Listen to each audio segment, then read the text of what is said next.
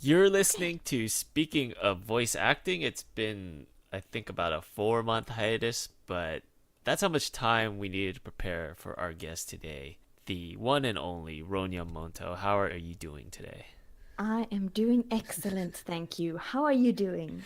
I'm doing okay. I'm surviving. I'm You're existing. surviving? Oh, well, that's something, I guess.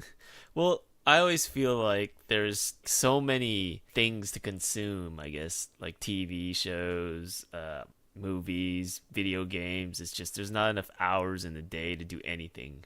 So, I feel you. yeah. The new World of Warcraft expansion just came out, and I've gotten absolutely nothing else done. Yeah, So, exactly. I feel that. So in terms of personal life, existing is enough, it seems, at this point. But yeah, we're here to talk about you and not me. Oh, so So weird. so tell us a little bit about yourself for those who aren't familiar. Um, Tell us the life story. Where does it begin? Oh my God, you want my whole life story or like the quick version or Okay, fine. Give us the cliff notes then. I was born in Helsinki, the April 20th, 1989, which is exactly 100 years after Adolf Hitler was born. You and Hitler share a birthday. That is I something you know, told me. Yeah. it's really weird and it's hilarious But that's not the because first it's thing you should mention. You should mention 420. Yay! It's the that weed too, of number. course. Yeah, don't and don't mention the Hitler stuff until after like the fifth encounter. You don't want to just scare them off right away. Just say, "Oh, and by the way, I have a dark secret." yeah, the reincarnation of Hitler. Oh Well, my you don't God, have to go no, that no. far. You could just say you share the same birthday. See how that goes. If that doesn't scare them off, then maybe you move to the reincarnation stuff. Oh, okay, right. But yes, 420 also, the whole weed thing. Yeah, Although my experience with weed, maybe I shouldn't talk about weed either. The first thing I do. So, just yeah. Let's talk about music. How did you get into music? ah, well, that was actually there's this artist on YouTube. I don't know if you've heard of her. She goes by the name Eriton. I have not, but I'm sure she's amazing. She's amazing. Yes, she is a cover artist who later released two albums. She plays the harp and various other instruments and sings and stuff. And basically, I was a huge fan of her, and she really encouraged me to, get into music myself and taught me a lot of stuff. Oh, The basics of mixing and singing techniques, polyphony, that kind of thing. So I kind of consider her my mentor. So she got me started. so you hadn't played an instrument prior to this? Nope. Oh, wow. I How long know have you it's been really weird. playing the harp? Maybe 6 years or so. Wow, that's it. I always assumed it was something you learned as a child and you sort of kind of, Oh, no, no, no. oh, this is something you just picked up. Like, I mean, your harp playing is actually younger than Skyrim if it's six Yes, years. yes, it is. Oh, Exactly. wow. Well, I guess I don't know. It was a weird thing because I was in art school for like fine arts and stuff. Oh, Music okay. wasn't a thing. And then suddenly it was like, I want to do music. And I bought myself this super cheap $300 lap harp and started playing. Mm. So Do your parents or anybody in your family have a musical background? Do you have like an affinity for it? my dad, none of my parents have like a musical education, but my dad worked as a sound technician for a bunch of bands and he also plays the guitar. Ah, see, So, so there you go. yes. There's some things that like you can just pick up just via genetics. It's a lot easier, I would assume, for you to pick up the harp than it would be for me. I would just like I wouldn't know what to do. Anything with strings, my tender fingers start to tear up, and so. Well, I mean, I think the harp is pretty easy. I mean, if you have like the Oh, basics, if you so you're, played piano as a kid or something, then you will pick up the so harp you're very saying easily. stop being such a wuss. No, but like if you compare, for example, I can't play the guitar at all. I've tried, but I can't figure it out. I think guitar is really difficult while the harp is super easy. So, It's weird how that works. Yeah, yeah. I mean, they're both stringed, but they're different instruments, right? So Yes. very, Yes, very you play different. them very differently. That's my musical analysis. They are different. It goes that far. Anything else, Yes. it's over my head. So you started making your own music, or did you start with cover music to start? I started with covers. I mean, the very first uploads I did to YouTube were these. Oh, it was terrible. I get this embarrassment just thinking about it. Um, I would take popular songs from like anime or video games, and I would rip Oh, the vocals off the backing tracks, and I would sing on top of them. oh, which anime? Ah, well, Wolf's Rain, for example. Not Yeah. familiar? Yeah, you No, don't? it's not. I should know these things, but I don't. It's fine. Just it has very beautiful music. It's the same composer who did the music for Cowboy Bebop, if you know that Yes, one. I of course I know Cowboy Bebop. I'm not Okay. that much of a pleb or whatever. Not sure what the term Yeah, is. Yeah, I know Yoko Cowboy Kanno. Bebop, but Cowboy Yes, Bebop is straight jazz, right? It's like Yoko Kanno and all that. it is, but it's the same composer still. It's Ah, gotcha, she's amazing. I don't know. gotcha, She gotcha. just a musical genius. Oh well, but I love her music. Yeah, I'm not familiar with her catalog. What kind of music is Wolf's Rain? It's kind of it has some jazz influences in some songs, and also like a little bit folky and classical. It's very mixed. Hmm. Yeah, yeah, sounds great. What are your favorite anime shows? Well, I've kind of grown out of anime a little bit because I find that Ah, the whole fandom is a little, I hate to use the word, but toxic. well, that goes for all fandoms. The Yeah, it's Skyrim true, fandom but can be toxic. I guess I've just been lucky and have avoided the whole toxic Skyrim thing. But anime fans tend to be a little extreme, a little, difficult to be around, I find. Mm. And then there's the whole, anime has some, sexist problems, with its tropes. And, the women are always these squeaky voiced little things with huge breasts and, all that stuff. So I kind of grew out of it. But I enjoy Miyazaki's movies still. Oh yeah, He's excellent. they have a very sort of whimsical quality to them that is good for all ages. Yes. Less Just, boobage, pretty much. yes. I don't think I've ever seen any boobage in a Miyazaki film. So, as far as music goes, are you working on anything new, a new album or anything like that? Oh, I've actually been on a really long hiatus because of really bad pollen allergies. Mm. This summer has been completely crazy. It's been the hottest in like what 100 years or something. Yeah, yeah, yeah. It's burning up, especially where I am. Yeah, But yeah. and in the spring, all the trees just exploded, and I'm super allergic, so I couldn't sing for like 5 months. So yeah, right now I'm just trying to get back into it. In I'm that really rusty. downtime, do you like compose and do other things? I've tried, but it's been pretty miserable. So Can you read sheet music? barely, like really badly. It takes me forever, and yeah, it Because I takes me always find forever that to read. interesting for people who are like self-trained. They don't have that sort of like classical training to read all the sheet music and stuff like that, but they could still like put out and compose amazing music. So I always found that like interesting that you skip the step there, but you could still do it. It's Yeah, almost like it's not necessary. yeah. Well, I mean, the problem with being self-taught and composing music and not being able to write sheet music is that you can't put your composition on paper. You have to record it Ah, immediately. And yeah, none of my songs are in sheet music. Sometimes I get messages, people asking, "Hey, could I have the sheet music for this original song of yours?" And I'm just like, "Oh, sorry, it doesn't yeah. exist. I have no idea."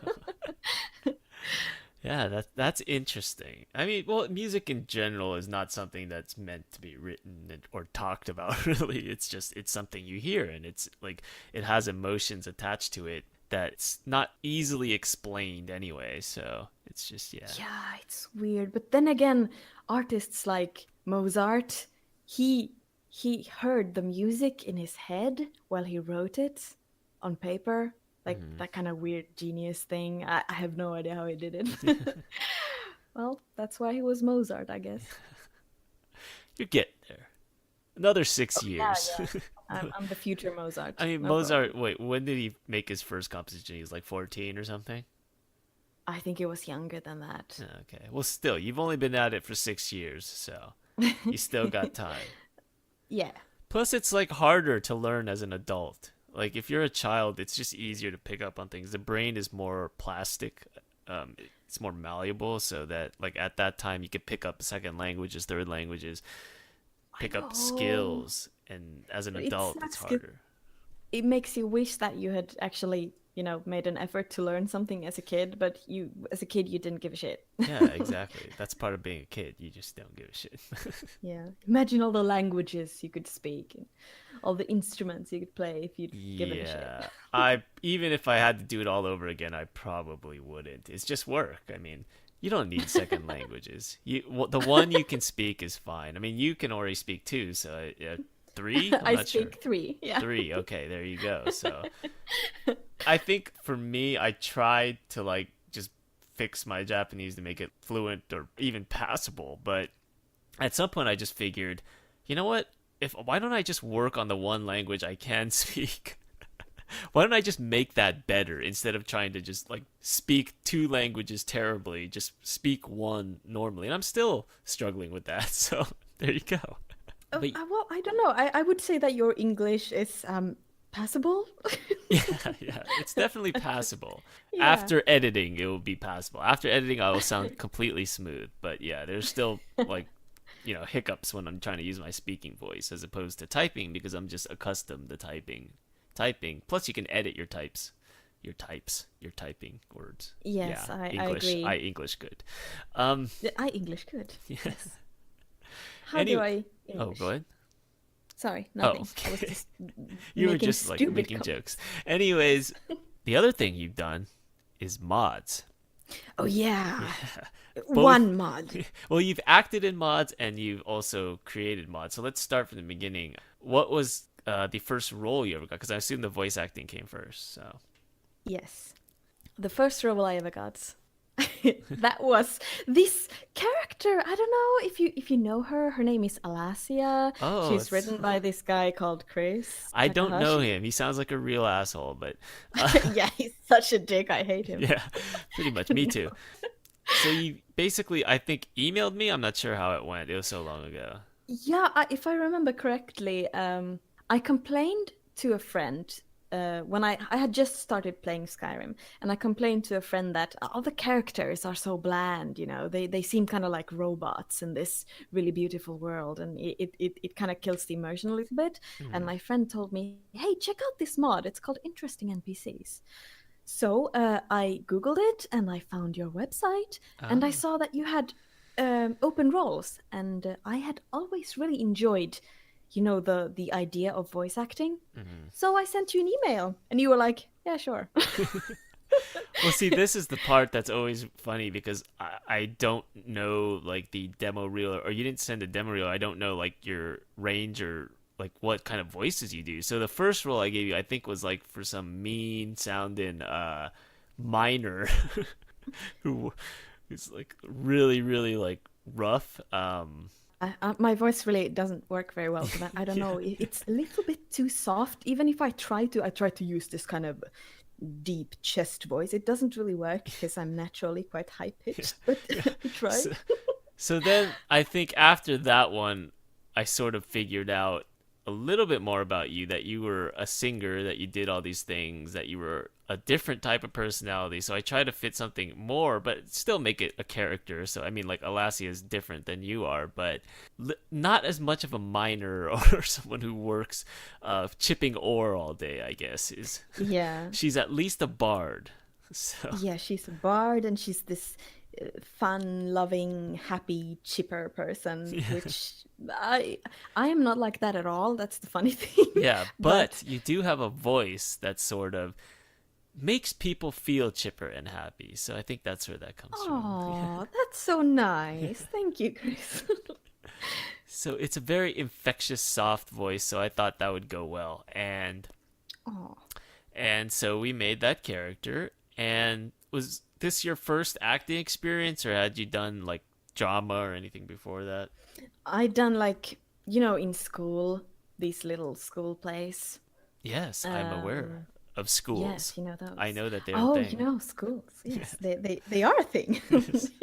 So I've done some drama, and I think I did like one or two lines for someone's like short film ages ago, but it wasn't really, it was like two lines, so it didn't really matter. So I would say that my first voice acting, like proper voice acting, was for you. And you can kind of tell because some of the earliest lines, when I listen to them now, I just Well, cringe that's at just how terrible they normal. are. You're just gonna, the first time you even hear your own voice, you're gonna cringe. Oh, Like, yes, this is yeah. true. So once you get used to that, you start realizing that, I don't know. I mean, it's just that it's a normal voice. So I think it's the same with acting. Although at the same time, if you're improving and you're getting better as an actor, you're naturally gonna look back at your old stuff and think, "Oh God, I should redo that. I want to redo that." It's just a Yeah. natural impulse, but it's fine. It's good. Yeah. Well, if you say so, it's your mod, your Yeah, baby. yeah, yeah. I mean, I do the same too. I look back, it's like, oh, I would want to change that, but it's too late. It's you gotta look forward. You can't look back. So Well, I guess. you can look back. I'll look forward. How about that? Have you done any other mods besides your own? Voice acted for any mods, I should say. I have. I did a couple of lines for Anna NPCs, I Oh, believe. nice.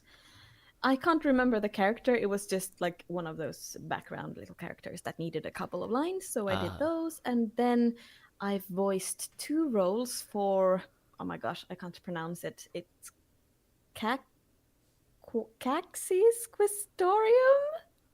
How the hell okay. do you say that? It's a quest mod for Skyrim, apparently pretty popular. I voice a priestess and a pirate. Oh, nice.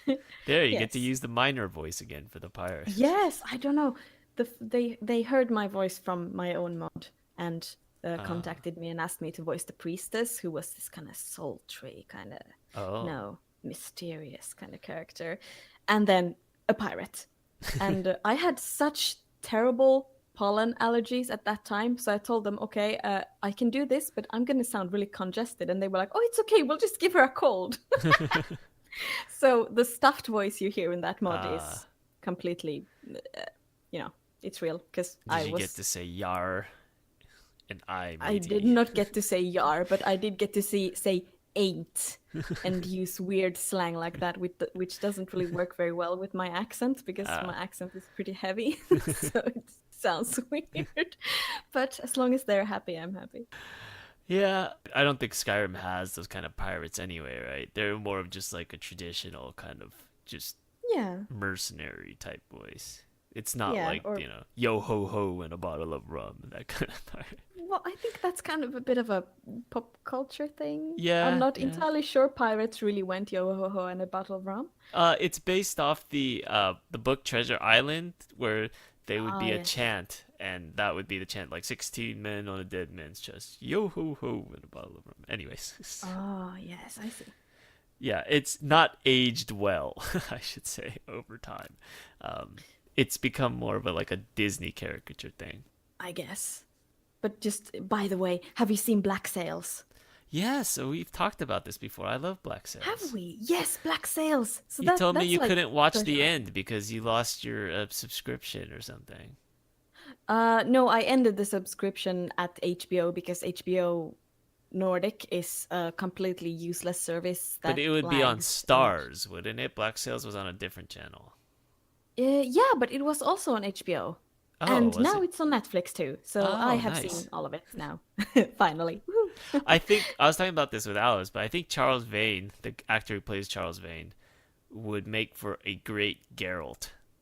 I mean, he's always had this gruff voice, and Oh, yeah. Hey, that's a good point. If he, I mean, in Black Sails, I found his voice a bit overdone. Mhm. It doesn't sound quite natural, but I think for Geralt of Rivia, that would actually Yeah, work very Geralt is well. full of just like mumbling and Yeah.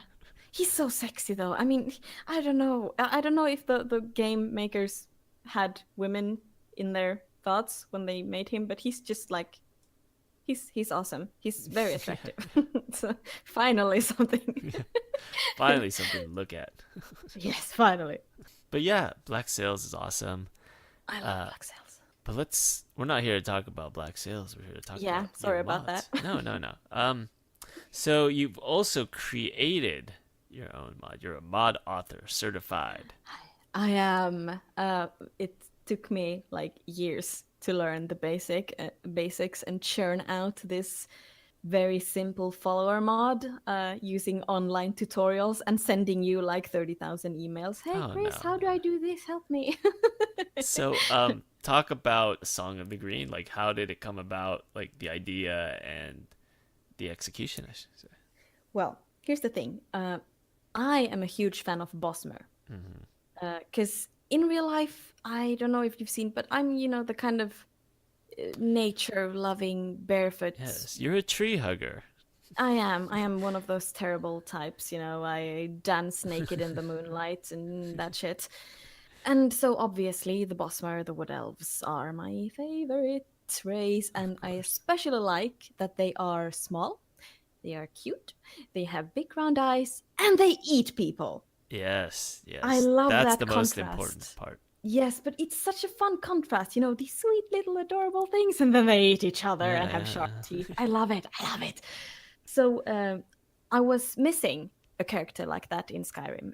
There's a lot of followers, a lot of female followers, but really no like primal Bosmer, characters, not even in the game itself. I mean, there's freaking Faendal who chops wood for a living. I mean, what the hell? Yeah. That doesn't make any sense. Yeah, freaking blasphemer. Yeah, I mean, So- like, it's fine if he was forced into doing some kind of wood-based labor, but he actually chose to be, like, the lumberjack, which is... Yeah, it's just weird. weird. It goes against all the lore. It doesn't make any sense. It's like he's deliberately putting the middle finger to his heritage. Yeah. It's not just something he was forced into out of necessity. He's just like, yep, I'm gonna do this. yeah. But then I played a little bit of the Elder Scrolls Online. I know I'm gonna get a little bit of hate for this because the game itself is not great, but it expands a whole lot on Bosmer lore. You Nice. get to see Valenwood, you get to see more green pact culture, the meat mandate, all that stuff. And it inspired me so much that I decided, okay, I'm just gonna sit down and I'm gonna make this follower who focuses almost entirely on the primitive, wild kind of Bosmer culture. So she's a very strict green pact follower. She will not eat any vegetables, and she will eat her kills. Yes. But it's not like the Namira quest where she's evil or anything. It's just a thing she does. Yes. Totally natural. Yes, it's I'm Completely trying to fine. portray it as a normal cultural thing because it's supposed to be like that. Yeah, I mean, cultures have like their own hangups. I guess they have their own like things that are normal in their society that might seem weird to others. And her boss Yeah. just happens to be eating people. It's Yeah, I mean, totally I think normal. some Native American cultures used to practice cannibalism, and it wasn't like, we're gonna eat our enemy, but it was just, our family member has died, let's eat their brain and get their powers. Sure. Totally It's really normal. weird, but it's not like, it was a thing. So Yeah, so how has the reception to the mod been? oh my gosh, overwhelmingly good. I mean, Nice. I've gotten the only criticism I get is when, something is broken in the mod because I'm still very much a novice modder. My scripting skill is non-existent. I do everything by following tutorials on the internet or asking you. So you can blame the other people. That's good. It's their fault. No, I mean, I find the creation kit tutorials really heavy, and especially the scripting part. And Yeah. the scripting language goes over my head completely. So I'm just like, huh? What? Yeah, you self-taught yourself the harp and now the CK, so it's- I know, soon I won't have time for anything else, just harp and CK. um, But yeah, most of the feedback I get is, please make more, and I love your voice actor, and then I can be all smug like, oh yeah, I voiced her myself. Ah. Oh, so they assume some dude made it and then like hired a voice actor or whatever. Yeah, yeah, usually that's what people assume. Oh, It's fine. women can make mods too. Yeah, not very good ones apparently, but we can. I'm getting there. Oh well, I mean, there's Eleonora who's Your just... neighbor. Yeah. I know. I can't believe she's in the same country. Yes. That's amazing. And then like Steel Feathers, who we had on the other day, she made Path of Sorcery, and yeah, there's plenty of like women modders out there Yeah. doing the shit, making the mods, getting the endorsements. So Heck yeah. go you guys. So as far as the Bosmer mod goes, does it have any custom music? It does. Oh. It has there is a quest, and at the end of the quest you get to hear a little tune that I composed. Oh. And also, it's not out yet, but in the next version, she will have a little house, and inside the house, there will be like background music that is also custom because I wanted it to be like unique. And Oh, did you build the house yourself? I did. Oh, I nice. tried to make it look like the Bosmer pod houses from the Elder Scrolls Online. And it took me ages to figure out how to do that with vanilla assets, but I figured it out. Oh, So nice. And like, cause I can't even make cells like in new cells. I just usually copy some vanilla shit. And well, just I tweak it mean, around. I copied it and then made changes to make it look Oh, like okay. a pod house. So you know the hold on, you haven't played the DLCs, have you? No, I haven't. I Well, played some of Dawnguard. okay. Well, in Dragonborn DLC in time, there's this Dunmer mushroom city. So Oh. I took a part of the mushroom houses and I removed the mushroom part and made it into like a tree pod thing. So There it you looks go. like it's yeah. Still So impressive though. thank you. So It's very fun to make houses. yeah, there you go. Maybe it's a Finnish thing. You and Eleonora just start making houses all over the place.